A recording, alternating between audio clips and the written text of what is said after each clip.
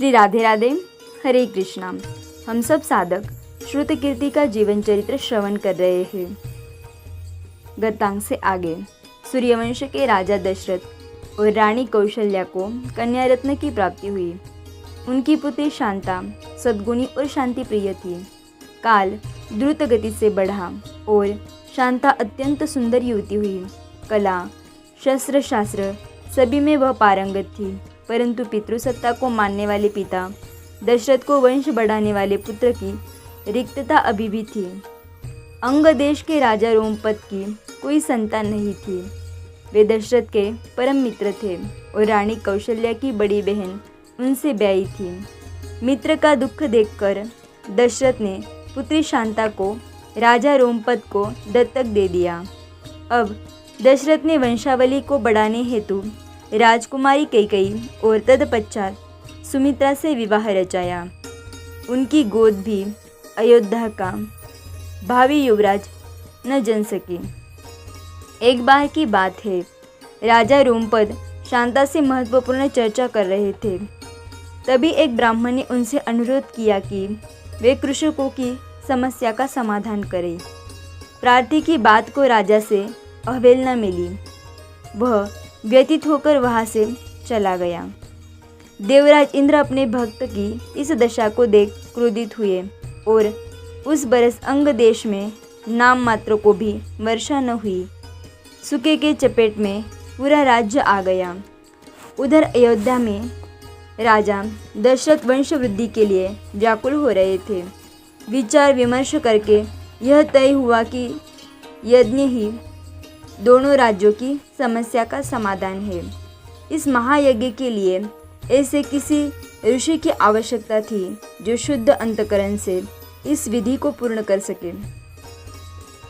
ऋषशृंग ऐसे ही तेजस्वी ऋषि थे और उन्हें अयोध्या से सादर आमंत्रण भेजा गया।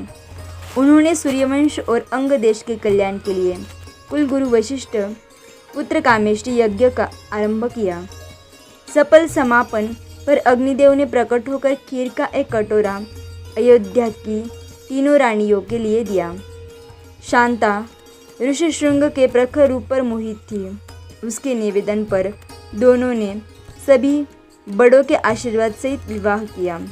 रानियों ने खीर के फलस्वरूप पुत्रों को जन्म दिया। महर्षि वशिष्ठ पर राजपुत्रों के नामकरण का भार सौंपा गया। कुलगुरु अपने भगवान विष्णु के बाल रूप के दर्शन करने को लालायित थे। सर्वशक्तिमान प्रभु को अपनी गोद में लेने का अवसर उन्हें अपने पिता ब्रह्म ऋषि की आज्ञा मानने और सूर्यवंश के गुरु होने से मिला था। नामकरण की विधि प्रारंभ हुई, पर इतने महान ऋषि अपने सौभाग्य पर गदगद थे और सुखाश्रु उनकी आंखों से अनवरत बहते रहे। उनके श्रीमुख से ये चौपाई सुनाई दी।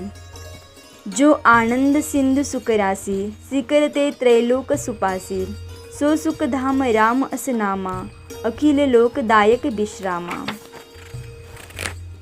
सबसे बड़े पुत्र का नाम राम रखा गया, जो इस भवसागर को सुख से सराबोर करने वाला था। राम के बाद उन्होंने दूसरे पुत्र का नाम यूँ रखा, विश्व भरण पोषण कर जोई, ताकर नाम भरत अस होई। फिर तीसरे पुत्र शत्रुघ्न का रखते हुए कहा, जाके सिमरन ते रिपुनासा, नाम शत्रुघ्न वेद प्रकाशा।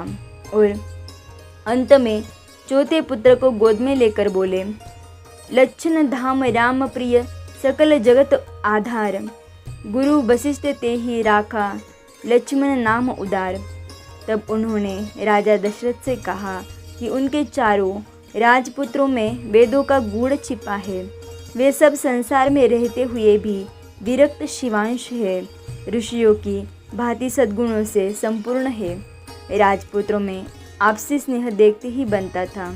राम अपने तीनों भाइयों से जो प्रिय व्यवहार करते थे, यही विश्व को भातृ प्रेम के उत्तम उदाहरण दे रहा था।